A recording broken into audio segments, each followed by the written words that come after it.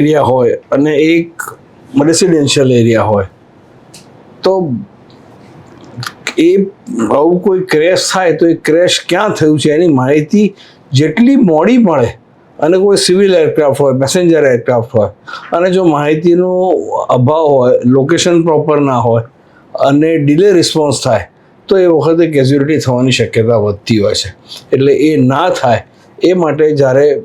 એરક્રાફ્ટમાં કોઈ પણ technical fault થાય અને ફોલ્ટ સાથે જ્યારે એટીસીનો કંટ્રોલ એ જ્યારે ગુમાવી બેસે છે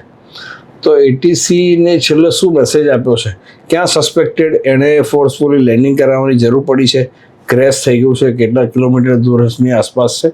અને એવી કોઈ જ માહિતી એટીસી પાસે ના હોય તો જે જગ્યાએ લેન્ડ થયું હોય ત્યાંના આજુબાજુના સ્થાનિક રહીશો લોકલ ઓથોરિટીને આ બાબતની જાણ કરતા હોય અને એ લોકો દ્વારા પ્રોપર જો માહિતી આપવામાં આવે તો ફાસ્ટેસ્ટ રિસ્પોન્સ કરાવી શકીએ આપણે.